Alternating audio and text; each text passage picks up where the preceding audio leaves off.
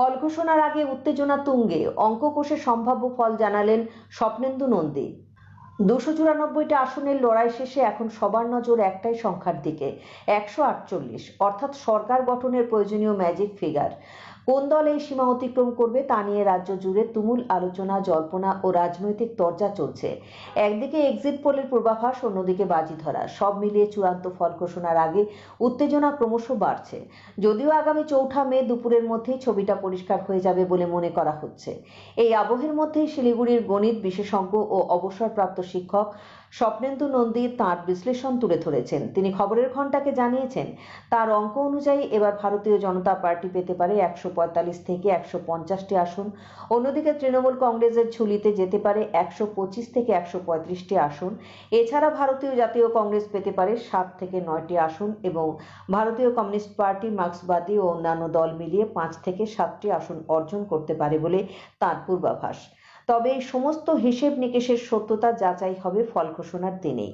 তার আগে পর্যন্ত রাজ্য রাজনীতিতে উত্তেজনা ও কৌতূহল যে আরো বাড়বে তা বলাই বাহুল্য। নমস্কার, আমি স্বপনেন্দু নন্দী, প্রাক্তন প্রধান শিক্ষক এবং গণিতের শিক্ষক, হায়দ্রারপাড়া বুদ্ধভারতী উচ্চ মাধ্যমিক বিদ্যালয়। অঙ্কের প্রধান পরীক্ষকও ছিলাম। প্রথমেই বলছি, ভারতবর্ষের মতো এত বড় গণতান্ত্রিক দেশ বোধহয় পৃথিবীতে আর নেই।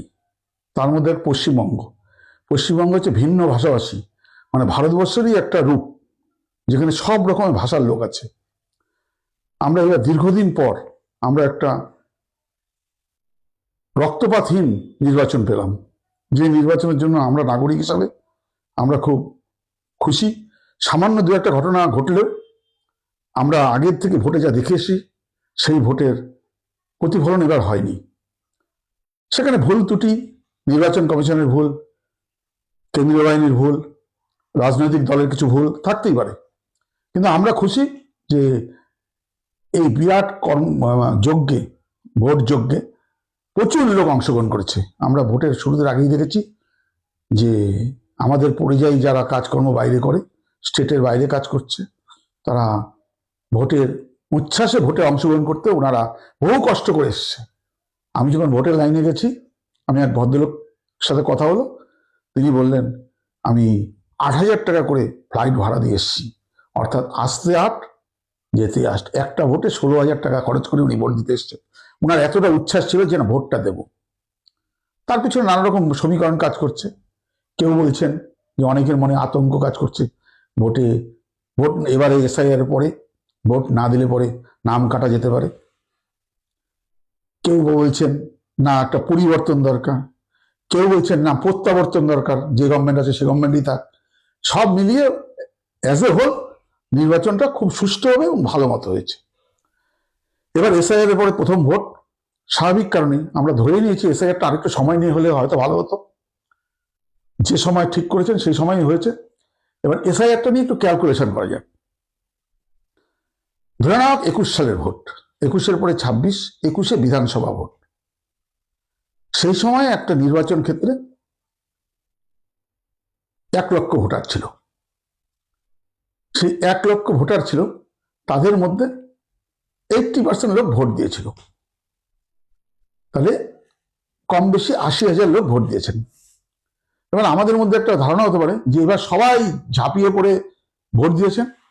একদল বলছেন না, পরিবর্তনের পক্ষে ভোট দিয়েছেন সবাই, আর একদল বলছেন না, প্রত্যাবর্তনের জন্য ভোট দিয়েছেন। যাতেই ভোট দিয়ে থাকুক, এই পার্সেন্টেজের সাথে পরিবর্তন বা প্রত্যাবর্তন যোগ করা ঠিক হবে না, যে ভোট পড়েছে। কারণ আমি একটা হিসেব দিলেই ভালোভাবে সুবিধা। 1 লক্ষ ভোট ছিল গতবার, বলেছি 80%, ধরে নিচ্ছি আমি 80% ভোট দিয়েছে। তাহলে 1 লক্ষ যদি ভোট থেকে থাকে, আমি একটু বোর্ডে করে দেখাচ্ছি। এবার ধরে নিচ্ছি আমি 21 সালে শিলিগুড়িতে ভোটার ছিলেন 1 লক্ষ, অর্থাৎ 1-এর পরে 5টা শূন্য। এই 1 লক্ষ ভোটার ছিলেন, সেই বছর ভোট দিয়েছিলেন 80% ভোটার। আমরা ধরে, এবার কিন্তু 92%-এর উপরে ভোট পড়েছে বলে আমরা খুব উচ্ছ্বাস যে 92% ভোট পড়েছে। তার মানে আইদার পরিবর্তন অথবা প্রত্যাবর্তন, যেটাই হবে কনফার্ম হচ্ছে। সুতরাং আমি বলবো ফার্স্টে, এই 1 লাখ ভোটের মধ্যে 80% যদি ভোট দিয়ে থাকে,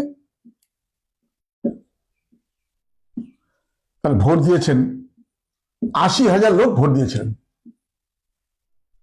এবার এই 80,000-এর মধ্যে আমাদের এবার এসআইআর হয়েছে। এসআইআর এই 1 লক্ষ লোকের মধ্যে থেকে এসআইআর প্রত্যেক জায়গায় আমরা দেখলাম খেয়াল করে 10 থেকে 11% লোক ভোট দিতে বাদ গেছে। তা এই 1 লাখ টাকা লোক যদি ভোট দিয়ে থাকে তার থেকে এসআইআর এর পরে আফটার এসআইআর 10% দেওয়ার জন্য এখানে হয়েছে 90,000 ভোটার। এবার এনলিস্টেড ভোটার হচ্ছে 90,000। এবার এনলিস্টেড ভোটার 90,000। এবার 90,000, কিন্তু ভোট তো 80,000 দেয়, প্রতি বছর 80,000 ভোট দেয়। তা 80,000 যদি ভোট দেয় 90, তাহলে 90 80,000 ভোট দিয়েছে, প্লাস কিছু বাড়ার কথা, কারণ যারা মারা গেছেন, যারা নতুন প্রজন্মের কিছু ভোটার হয়েছে, আরো কিছু বাড়ার কথা। তা আমি ধরে নিচ্ছি 80,000 দিয়ে ক্যালকুলেশনটা দেখাচ্ছি। এই 80,000, 90,000-এ যদি 80,000 ভোট দেয়, তাহলে অটোমেটিক এটাকে পার্সেন্টেজ করলে দাঁড়ায় 89%। অর্থাৎ 21 সালের ভোটই কিন্তু 89% ভোট পড়েছে। 21 সালে যে ভোট দিয়েছিল সেটা হিসাব করলে 89% ভোট হয়, কিন্তু এবার পড়েছে একটু বেশি, 92.46%। অর্থাৎ এই যে 3%, 3.26, এইটা হচ্ছে 46 এই যে 46, এই 3.46, এই পার্সেন্টটা হচ্ছে বেড়েছে ভোট। যা হচ্ছে এই ভোটটা নিয়ে ভাবতে হচ্ছে। আমি আবারও বলছি যে প্রচুর ভোট পড়েছে যেটা বলা হচ্ছে, অঙ্কের হিসাবে সেরকম না, মাত্র 3 থেকে 4% ভোট বেড়েছে, ভোটার বেড়েছে। এর পিছনে কারণ আছে, সত্যি কথা এটা, যে অনেকেরই একটা ভয় হয়েছে যদি এবার ভোট না দিলে ভোট নামটা কেটে যায়, নাম তুলতে এবার অনেক কষ্ট করতে হয়েছে। স্বাভাবিক কারণে সেই ভয়ে সবাই কষ্ট করে দূরের থেকে, আগে হলে হয়তো এত লোক আসতো না। পাশাপাশি কিছু লোকের একটা হিসাব ছিল যে দীর্ঘদিন ধরে আমরা পশ্চিমবঙ্গের বাইরে কাজ করতে আসি, হয়তো সরকারের পরিবর্তন হলে পরে বা নতুন সরকার হলে পরে আমরা আমাদের রাজ্যেই কাজ করতে পারবো। এই ভাবনাটা কিছু লোকের মাথায় আছে যে আমরা হয়তো রাজ্যেই কাজ পাবো, সুতরাং আমরা ভোটটা দিয়ে দেখি এবার কি করা যায়। এই কারণেই এই ভোটের পার্সেন্টেজটা বেড়েছে।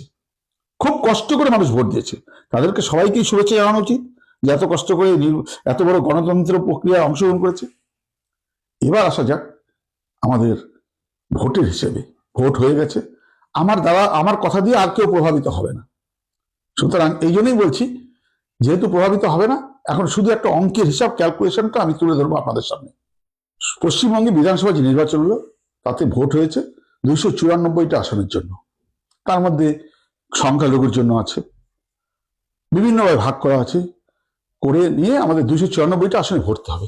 ভোট যেভাবেই হোক 294টা আসনে ভোট হয়েছে।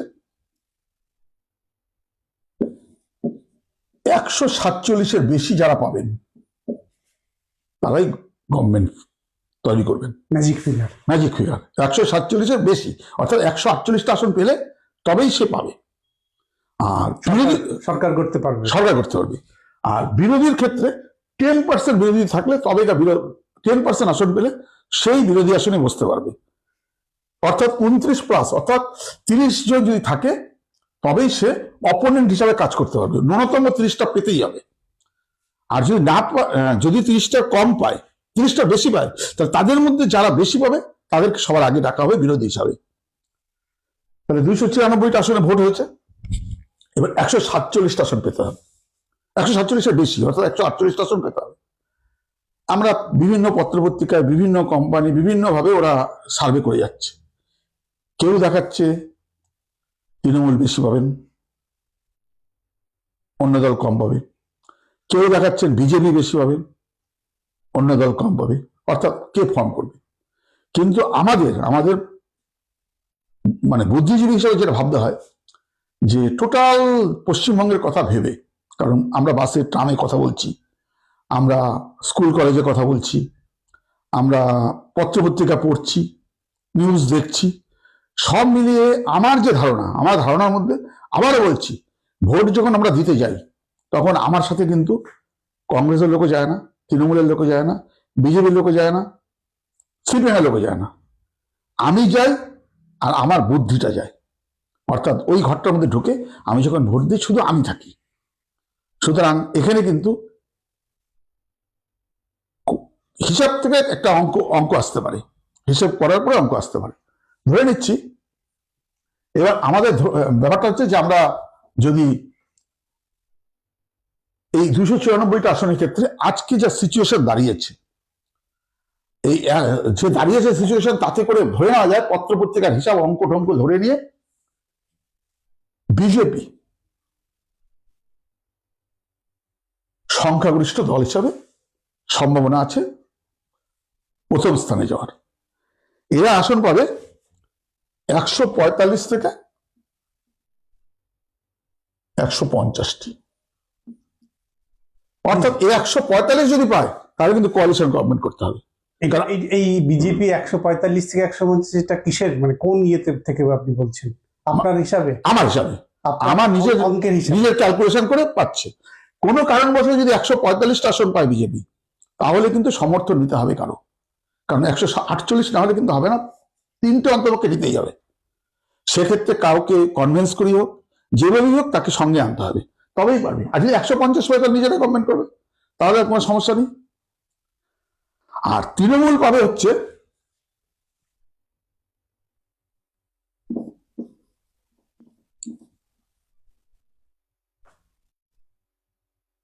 125 থেকে 135টা আসন।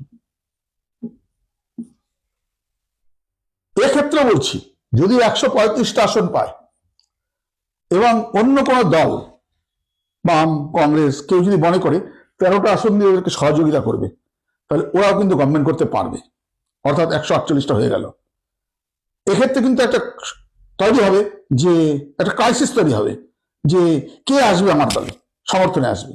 কারণ অনেকে, আমাদের এক গণতন্ত্রের একটা নিয়ম আছে যে আমি অংশগ্রহণ করব না, বিধান মন্ত্রিসভায় অংশগ্রহণ করব না, কিন্তু আমি আদর্শগতভাবে সমর্থন করব। এই আদর্শগতভাবে যদি সমর্থন করে বাইরে থেকে ন্যূনতম কয়েক কিছু তৈরি হবে, তৈরি হওয়ার পরে যদি আদর্শগতভাবে সমর্থন করে এবং 148টা আসন হয়, তাহলে কিন্তু টিএমসি পুনরায় প্রত্যাবর্তন হবে, টিএমসির মুখ্যমন্ত্রী হবে, টিএমসি শাসন চালাবে। আর অন্য যে দলগুলো আছেন তাদের যে অবস্থা, তাদের তো একসময় শূন্য দিকে পৌঁছেছিল। এইবার খুব আমরা আশাবাদী, মানে আমরা যারা হিসাব করছি আমরা আশাবাদী যে কংগ্রেস 7টা থেকে 9টা আসন পাবে। যেমন মালদা পাওয়া যেতেই পারে, মুর্শিদাবাদ পাওয়া যেতে পারে, এরকম 7টা থেকে 9টা আসন কংগ্রেস পাবে। আর বামপন্থীদের সাথে আরো কিছু আছে, আইএসএফ আছে, এরা মিলে এরাও পাবে সিপিএম অ্যান্ড আদার্স,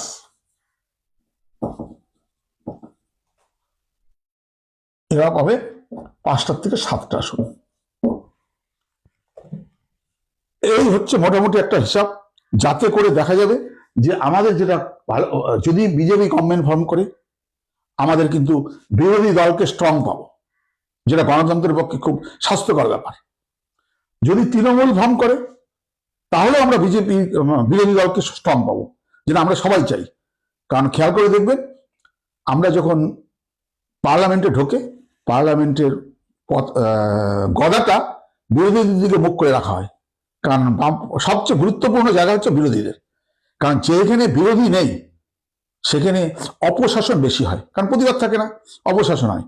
সেই কারণে আমরা এবার ধরে নিচ্ছি, এবার সংখ্যাগরিষ্ঠ ক্ষেত্রে যারা সংখ্যাগরিষ্ঠতা হবে তারা কিন্তু বিরোধীদের জন্য চাপে থাকবেন।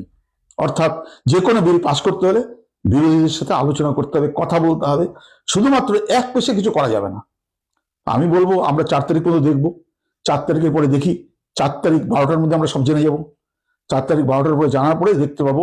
আমরা চাই একটা স্বাস্থ্যকর পরিস্থিতি তৈরি হোক, যাতে করে যে জিতবে সম্মানের সাথে সে যাবে, যে হারবে সে সম্মানের সাথে দূরে দাঁড়িয়ে থাকবে। এবং আমরা দেখেছি